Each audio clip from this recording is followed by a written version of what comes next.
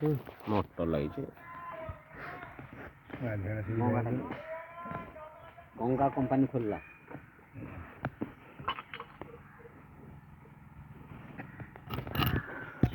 ହଉଛି ନା ଯାଉଛି ଆସିବ ମାନେ ବୁଲି ଚାଲେ ନାଇଁ ଫାଷ୍ଟ ଦୁଇ ଦିନ କଲା ବାଇକ୍ ହେଲେ ବଗିଚାରେ ଡାକୁଛି। ହଁ ବଗିଚା ଡାକିଦେଲା ସେ ପାଖ ଲୋକ କିଏ ଅଛ ଯିଏ ନେବା କଥା ନେଇଯାଏ ଯେହେତୁ ନେଇଗଲେ ମୁଁ ଜାଣିବି।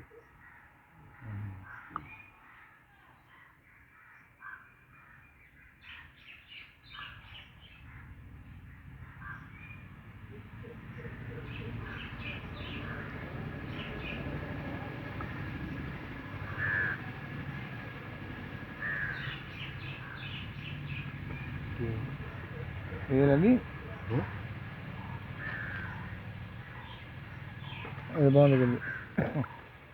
ତମକୁ କ'ଣ ସୁଧା ଆଉ ଗାତରେ ପଶିଲେ ଦିଶିବ କି? ଦିଶିବ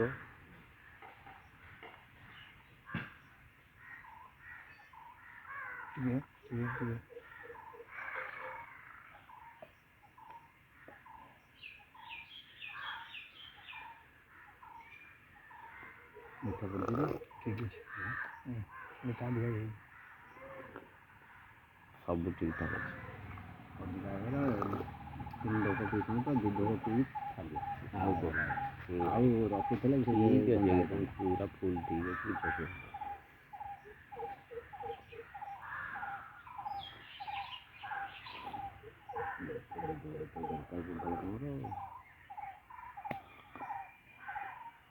ମୁଁ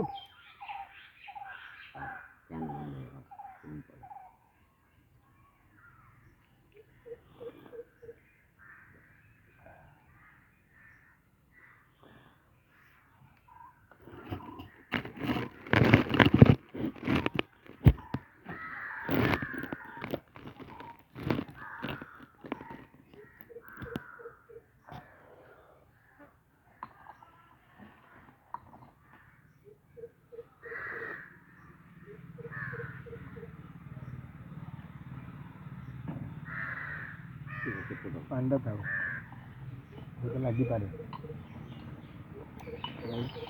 ଆରେ ତୁ ଅତେ କାନେ ଭୋକ ଶୋଷ ହଉନି କି?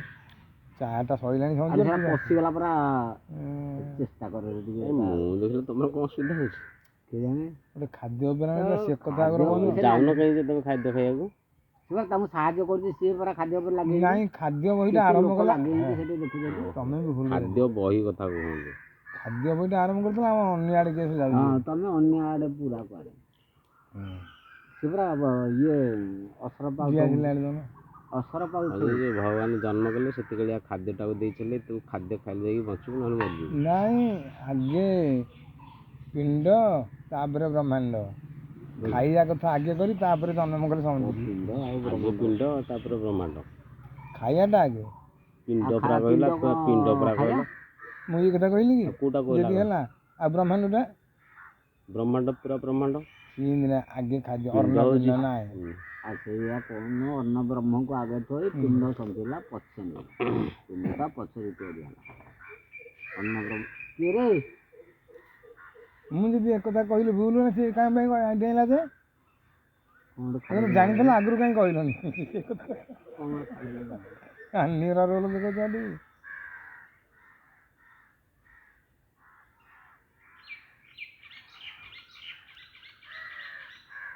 ଅନ୍ନ ବ୍ରହ୍ମକୁ ଆଗେ ନେଇ ପିଣ୍ଡ ପହଞ୍ଚିଲା ତାପରେ ସିଧୁ ଖାଇବାକୁ ଦେବନି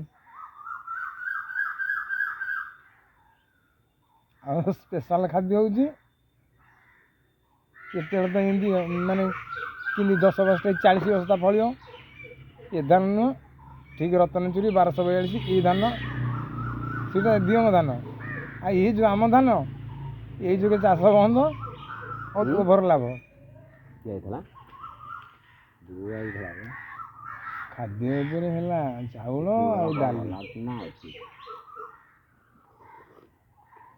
ମୁଗ ଡାଲି ଭାତକୁ ବିଲ ଧାନ କେସ୍ ତାଠୁ ଆଉ ସୃଷ୍ଟିରେ ଜିନିଷ ନାହିଁ କିଛି। ମୁଗ ଡାଲିରେ ପୁଅ ସେଟା କ'ଣ ଗଲା ହାରି ସେ ଇଏଟା ନା ମୁଁ ଜାଣିଛି ପୁରା ଫିଲ୍ମଟା ଏ ଶୁଣ ନା ଗରମ ଭାତ ଓଃ ଏତେ କାଉଳିଆ